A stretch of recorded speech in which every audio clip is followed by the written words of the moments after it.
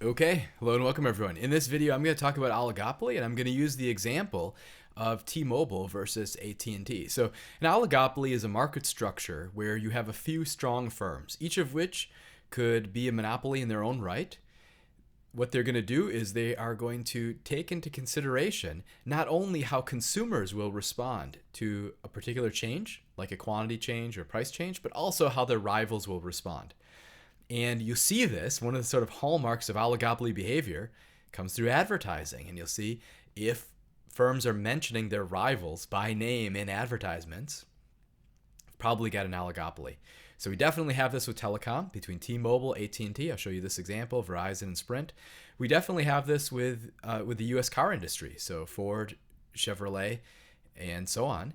And we definitely have this with the airlines, so Southwest, Delta, American Airlines, and so on. And so those are kind of famous oligopoly examples. But what I want to talk about is T-Mobile versus AT&T. This is interesting. So here's an advertisement from January of this must have been January 2014. So the advertisement says, "Dear AT&T, I've taken all I have, or I've given all I have, and all you do is take. I'm switching to T-Mobile. Your happy ex Taylor." What's going on here is T-Mobile is saying that they are going to pay your early termination fees when you trade in your devices or whatever, when you switch, when you break your contract with AT&T to come to T-Mobile. Well, this is exactly oligopoly behavior. They are mentioning their rival in their advertisement. 2 weeks later, so 2 weeks later, here is AT&T's response. T-Mobile customers, switch to AT&T and get up to $450 when you trade in your current smartphone. Now that's a resolution, right? So here's other firm mentioning rival again. Now that's a resolution. The reference here is that this is January of 2013, so right after New Year's when people are making changes.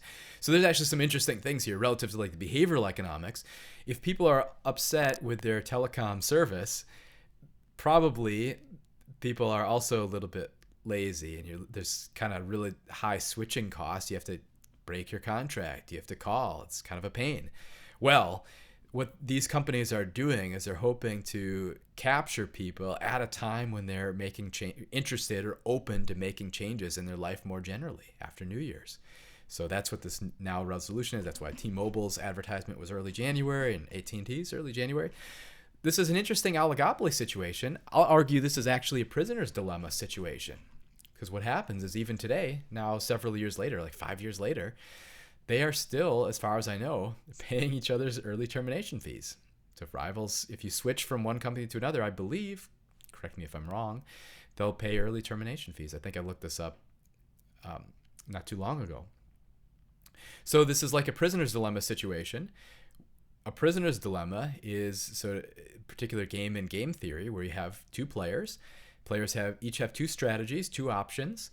And what makes it a prisoner's dilemma situation, you could watch my game theory video, is this is a situation where both players have a dominant strategy, meaning you've got something that is always the best you can do, no matter what your rival does, and has the outcome that when both players use that best strategy, use their dominant strategy, they're mutually in an outcome that is worse than if they don't.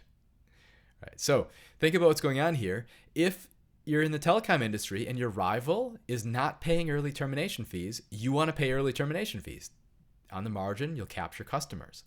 However, if your rival is paying early termination fees, you need to pay early termination fees also. Otherwise, your rival is going to be taking customers from you without you having any recourse pulling back customers from them. And so players here in this game, these firms have a dominant strategy to pay early termination fees. That actually then becomes a reference point, and this sort of gets reinforced in the psychology of consumers.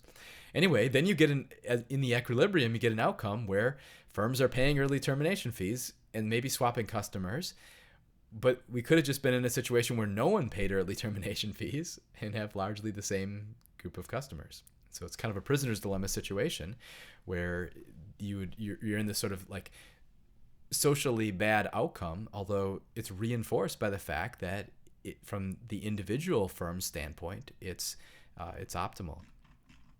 Okay, so thinking about the oligopoly market structure more generally, what I just did there is I was talking about an application in terms of the prisoner's dilemma, which sometimes we use for teaching about game theory. You could see some of the prisoner's dilemma examples I did with matrix games.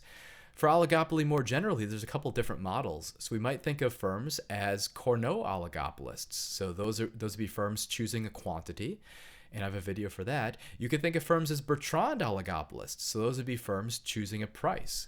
And so what I mean by choosing is that would be the strategic variable. That'd be like what it is that they are competing with their rivals using.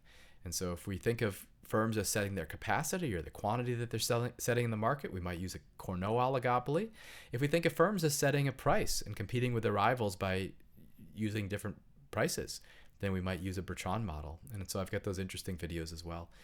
But the sort of hallmark of oligopoly behavior, again, sort of reinforced here, T-Mobile mentioning AT&T and AT&T mentioning T-Mobile. So when you have an oligopoly, firms have to pay attention not only to their customers, but also to their rivals as well, which is why we use game theory to analyze oligopoly, because that's the theoretical home for being able to understand and model correctly strategic interdependence between economic agents. So anyway, I hope you enjoyed the video. Go ahead and conclude.